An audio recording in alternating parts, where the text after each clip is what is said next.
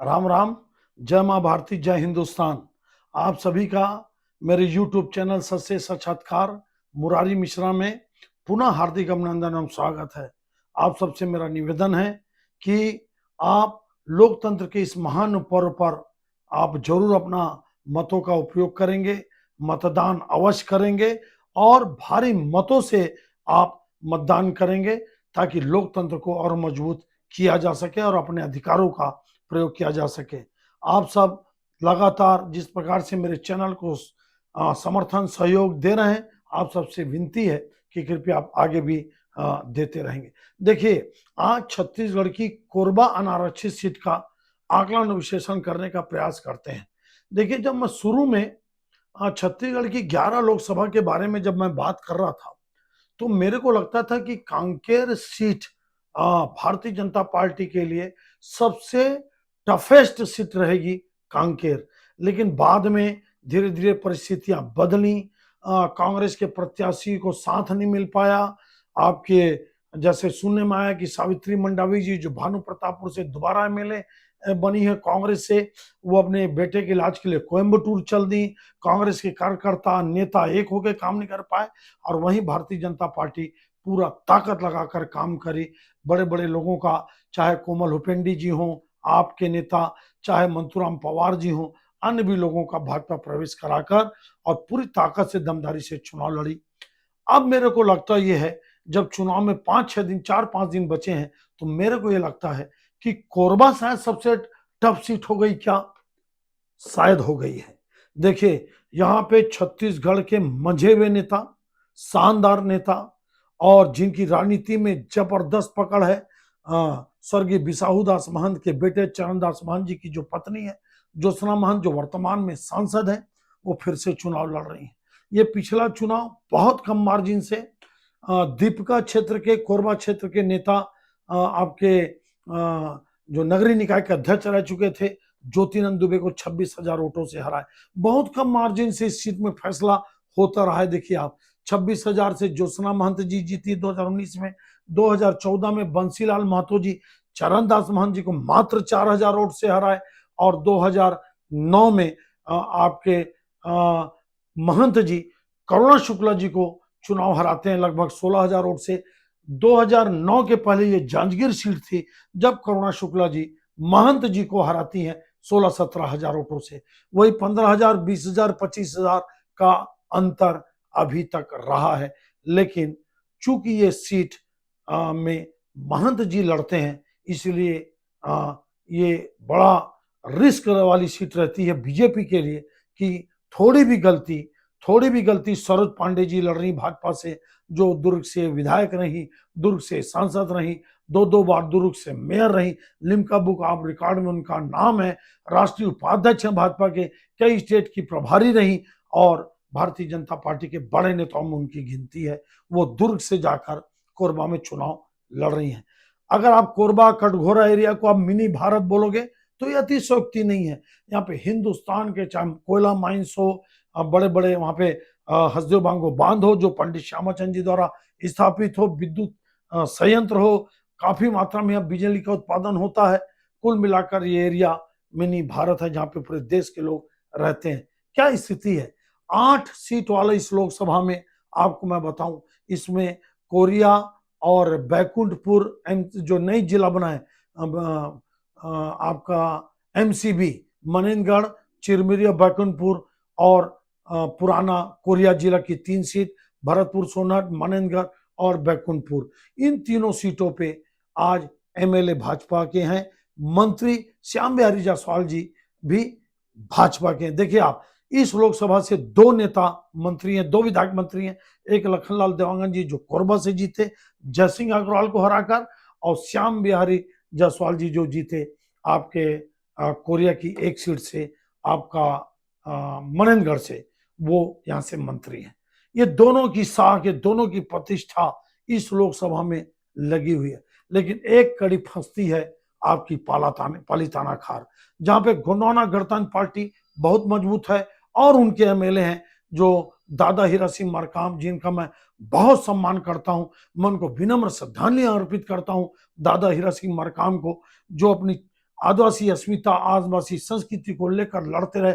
उनके बेटे तुलेश्वर सिंह मंगराम जी एमएलए हैं और इसी सीट पे ट्रेंगल फाइट था इसी लोकसभा के भरतपुर सोनहत से, जब मरकाम जी, श्याम सिंह मरकाम जी बहुत कम वोट से चुनाव हारे। वो गोंडवाना गणतंत्र पार्टी से एमएलए चुनाव फाइट किए थे, एमएलए से भरतपुर सोनहत से। लेकिन लोकसभा में गोंडवाना गणतंत्र पार्टी का बहुत अच्छा प्रदर्शन नहीं रहता। ये माना जाता है कि गोंडवाना गणतंत्र पार्टी को जो मैनेज कर लिया या जो उनसे साथ ले लिया या उनका जो समर्थन ले लिया, बाजी लगभग उसके हाथ में रहती है। आज क्या स्थिति देखिए आप, कोरिया की, पुरानी कोरिया की तीनों सीटों पे भारतीय जनता पार्टी को बढ़त रहेगी। आप मान के चलिए कम से कम 50-60 हजार की बढ़त कोरिया की, पुराने कोरिया की तीनों सीटों पे रहेगी। कोरबा में भारतीय जनता पार्टी को ऐतिहासिक बढ़त रहेगी। कटघोरा में भारतीय जनता पार्टी को जबरदस्त बढ़त रहेगी। मरवा ही एक फंसा हुआ सीट है जिसमें पुराने जो जोगी कांग्रेस अभी 2023 में चुनाव लड़े और जो सेकंड आए 39,000 वोट से गुलाब राज लोग ये काम कर रहे हैं आपका कांग्रेस का, और जो अन्य लोग हैं जोगी कांग्रेस के वो काम कर रहे हैं भाजपा का। तो कुल मिलाकर मैं आपको बता सकता हूं एक रामपुर सीट जो कांग्रेस के झोली में है। अनंकी राम कंवर जी जो गृह मंत्री थे, यहाँ के एमएलए थे, हार गए चुनाव। पाली तानाखर आप जानते हैं पिछले लोकसभा में 63,000 से पीछे थी बीजेपी, और बीजेपी का हार का सबसे बड़ा कारण था पाली तानाखर, जहां पे आप जानते हैं कि गांव गांव में चर्च बना दिए गए, गरीब आदिवासियों को धर्मांतरित कर दिया गया, और जहां धर्मांतरण होता है वहां मतांतरण होता है, और जहां मतांतरण होता है वहां अलगाववाद पैदा होता है। ये स्पष्ट विचारधारा है, इसको कई लोग माने या ना माने, क्या स्थिति है। अब मेरे को लगता है कि कोरबा की सीट बहुत जबरदस्त टफ हो गई है, फाइट हो गई है।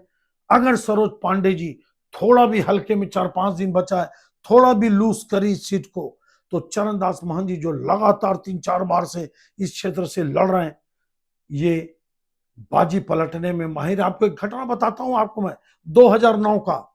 2009 में जब करुणा शुक्ला जी 16,000 वोट से हारी, तो कोरिया की तीनों सीटों पे एमएलए बीजेपी का था, 45,000 की लीड थी, ध्यान देना आप। और विधानसभा में 45,000 की लीड बीजेपी की, और मरवाही में जोगी जी एमएलए थे, 47,000 वोट से जीते थे। लेकिन देखिए महंत जी कितने बड़े खिलाड़ी हैं, आप समझने का प्रयास करना। कोरिया के तीनों सीटों पे एमएलए, करुणा शुक्ला जी शिकायत करी, जहां तक मेरे को पता है कि तीनों एमएलए ने कांग्रेस के प्रत्याशी चरणदास महंत का काम किया। 45,000 के गड्ढे को महंत जी पाटे और 35,000 का लीड लगभग आए। मतलब आप समझ लीजिए लगभग 80,000 का फासला पार किए महंत जी। और वहीं मरवाही में 47,000 की कांग्रेस की लीड थी, लेकिन वो 4-5 हजार में आगे फंस गई। मेरा कहने का मतलब ये है कि महंत जी जिस प्रकार से शक्ति में हारी हुई बाजी को जीत गए, वो सीट हारी हुई थी महंत जी की, आप मान को चलिए आप 5-6 दिन में इतना मैनेजमेंट किए, इतना शानदार रणनीति किए, क्योंकि इनके गांव गांव घर घर तक पहुंच है। लेकिन फिर भी आज जब वोटिंग में 5-6 दिन बाकी है, तो मैं आपको बता सकता हूं कोरबा, कटघोरा, कोरिया की पुरानी 3 सीट, ये 5 ऐसी सीटें हैं जहां पर भारतीय जनता पार्टी को लगभग 1,20,000, 1,25,000 के आसपास की लीड है। उसको पाट पाना महंत जी के लिए वर्तमान दौर में, जबकि सरोज पांडे जी पूरा ताकत झोंक दी है, तन मन धन से हर दृष्टि से वो जबरदस्त चुनाव लड़ रही है। ज्योतिनंद दुबे जी उतना अच्छा चुनाव 2019 में नहीं लड़ पाए, सरोज पांडे जी पूरा ताकत झोंक दी है, जबरदस्त चुनाव लड़ रही हैं। मैं बहुत कम मार्जिन से ये सीट भी मैं भारतीय जनता पार्टी के झोली में आज देता हूं, जब 5 दिन पहले, ये वोटिंग के 5 दिन पहले मेरा आकलन अविशेषण बन रहा है। मेरे को लगता है कि महंत जी को सबसे बड़ा नुकसान ज्योत्सना महंत की निष्क्रियता का उठाना पड़ रहा है। अगर कांग्रेस प्रत्याशी बदलती या ज्योत्सना महंत जी थोड़ा बहुत 1-2 साल पहले सक्रिय होती, वो कभी नहीं सोची थे महंत जी कि सरोज पांडे जैसी एक धाकड़ नेता जो जबरदस्त राजनीति करती है वो इस सीट पे आ जाएगी। क्योंकि महंत जी को ये लगता था कि लोकल का कोई भी प्रत्याशी होगा वो मेरे सामने नहीं टिक सकता। इसी भाव से महंत जी वैसे भी बहुत ज्यादा दौरा नहीं करते, वो मैनेजमेंट के खिलाड़ी हैं, आपके रणनीति के कुशल रणनीतिकार हैं, उनको उसी पे भरोसा है। मेरे को लगता है कि ज्योत्सना महंत की जबरदस्त निष्क्रियता का नुकसान इस लोकसभा चुनाव में महंत जी को उठाना पड़ेगा। जिस प्रकार से वो करुणा शुक्ला से बहुत कम मार्जिन से हारे, जिस प्रकार से बंसीलाल महतो से वो 4000 वोट से हारे, लेकिन मेरे को लगता है कि इस सीट पर फैसला इतना कम मार्जिन से नहीं होगा। लेकिन मेरे को लगता है कि छत्तीसगढ़ में शायद मैं कंफर्म नहीं हूं, जीत मैं बीजेपी को दे रहा हूं सबसे कम वोटों से मार्जिन वाली सीट। अगर अगर गोंडवाना को चरणदास महंत जी अपने समर्थन में ले आए तब, नहीं तो आप मान के चलिए बहुत अच्छे मार्जिन से सरोज पांडे जी जीतेंगी। कुल मिलाकर ये भी सीट मैं भारतीय जनता पार्टी के झोली में देता हूं और ये आपको श्योर करता हूं कि महंत जी की निष्क्रियता पूरे लोकसभा में भयंकर है, इसका लाभ सरोज पांडे जी को मिल रहा है। बाकी अंदरूनी बाहरी का खेल चलते रहता है। सरोज पांडे दुर्ग से हैं तो आपके चंद्रनाथ महंत भी शक्ति के कोरबा लोकसभा के नहीं है। देवेंद्र यादव जी दुर्ग से लड़ रहे ना बिलासपुर में, तो कांग्रेस ये भूल जाती है कि दुर्ग के प्रत्याशी चरण आपके ताम्रध्वज साहू को महासमुंद भेज दी, आपके देवेंद्र यादव को दुर्ग से बिलासपुर भेज दी, फिर सरोज पांडे के ऊपर उंगली नहीं उठाना चाहिए। यह आकलन विश्लेषण आपको कैसा लगा आप जरूर बताइए, कमेंट्स करिए, लाइक शेयर और सब्सक्राइब मेरे चैनल को करते रहिए। धन्यवाद, जय हिंद।